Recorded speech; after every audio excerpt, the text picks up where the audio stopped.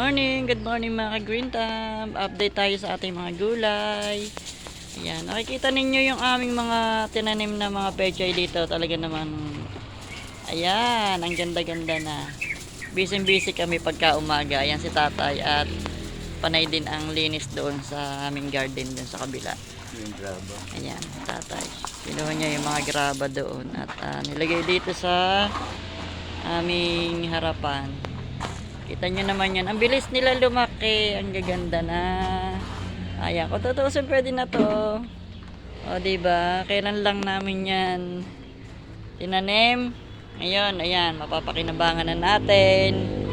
Ayan. Sa konting ano lang, sa mahal ng bilihin, dapat tayo ay maging alerto at maging masipag. Kung meron man tayong pagtataniman, kahit sa mga disposable na bottle, ay pwede tayo magtanim. At mapapakinabangan natin yan, hindi na natin yan bibilhin. Diba? Oh. Ang mahal din naman ngayon ng mga pechay. Dati may 10 piso, ngayon 15 pesos yata o 20 ba. Ayan isang tali. Ngayon malalaki na sila. Ang pechay natin ay magaganda na din. Diba? Tapos meron pa akong bagong tanim doon na mga buto kasi bago sila pag naani sila, merong lalaki. Ayan, nakasama na siya dito sa aking harap ng aking garden. Ito na yung nandito sa may harapan, mga gulayin, mga vegetable leafy, yan. Yun, ang ganda-ganda, natutuwa ako. Si tatay may pakanan yan eh. O, diba? Ang ganda-ganda. Itong paligid na to. Tapos yung nandito sa baba, yung mga talong na nandito naman sa mga disposable na bottled water. Yan. Na Wilkins. Yan yung mga pinutol na Wilkins. Yun, diba? Yan, wala tuloy mapaglagyan itong ating halaman. Nandito lang sila sa harap. Ayun si tatay nandun sa kabila. Malinis na rin yung kabila. Pupunta tayo dun sa kabila. At nandun yung iba nating mga gulay. Meron pa nga pala dito. Meron din ditong kamatis. Ayan, may kamatis, may sili, bell pepper. Dito may carrots. Akong tinanim, may carrots din dyan. Nandito pa yung iba. Yung mga walang laman ang mga paso. Ayan, pinaglalagyan ko muna ng mga pechay at saka mustasa. Ayan na. Ayan, nandyan yung iba nating halaman sa itaas. Tayo kay tatay pupunta. Ayan, bagong dilig tayo. Pag umaga, ayan, busy kami. Pagdidilig, paglilinis. Ito, dito may mga talong pa rin tayo dyan. Ayan, mga talong. Pupunuin natin ng gulay ang lugar na ito. Dito, tinanggal na yun nandito ang kamote at nagtanim na ulit ng panibago. Kasi hindi na maganda yung kanilang talbos. Yung aming sitaw ay may bulaklak na. Yun. Namumulaklak na po ang sitaw. Ayun pa yung isang puno ng sitaw nandoon. At yung mga sili sa sobrang init na wala na yung dahon pero may mga bagong lalaki. Ayan, may mga bago dito lalaki na dahon. Ito yung mga okra. Si tatay nag-ano ng mga graba dito.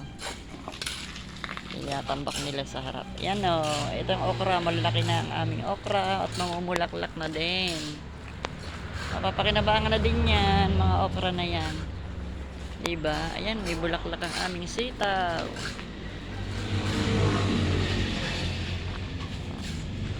Diba? Yung kamoting kahoy, ayan, naninilaw yung dahon. Pero yung iba hindi. Bagong tanim na kamoting kahoy din yan. Iba dito ay masukal. Ngayon, malinis na at puro na ulit gulay ang nandito. Dito may talong din dito. Dito na nga pala naglagay ulit ako dito ng mga pechay at mustasa. Ayan, sumisibol na yung iba Ayan. Ayan, diyan ko na lang sila binudbod sa gilid. Para pag naani na yung mga pechay at mustasa, mayroong panibagong lalaki. At dito may talong, sili, okra. Andito yung aming pinagpunlaan ng talong at marami pang ililipat. Ayan o. Kaya naghahanap pa tayo ng pagsasaksakan yan. Ito, sitaw pa rin. Ano ba to? Sitaw o sigarilyas? Yun. Ayan, dito na yung silaban. Nagsilab na dyan at para luminis. Hindi na magdamo. Pala. Yan ang aming taniman. Malawak naman to. Kaya pwede pa magtanim dito sa banda rito.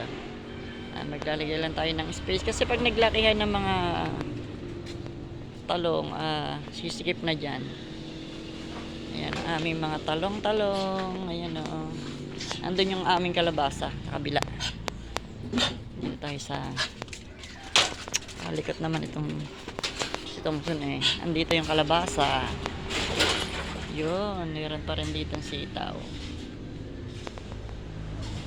Sitaw ba o sigarilyas? Di ko patandaan kung ano nilagay dito. Parang sigarilyas to. May sigarilyas din kasi dyan. Ito yung kalabasa.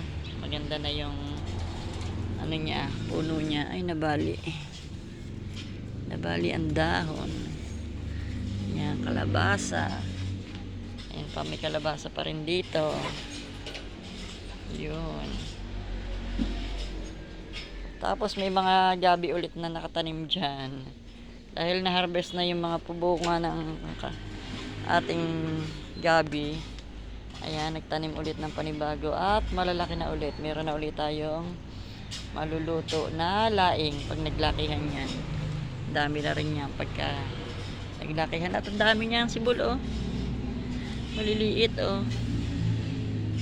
Ang daming sibol. Yan ang update sa ating mga gulay. Mga gulayin.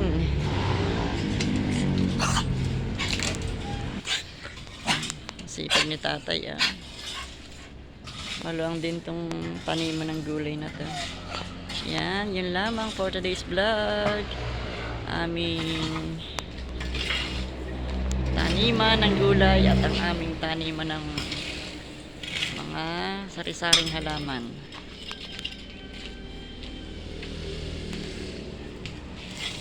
Yan, hanggang dito na lang. Bye! God bless us all. Bye! It's ano oras na ba ngayon? Alas 7:20.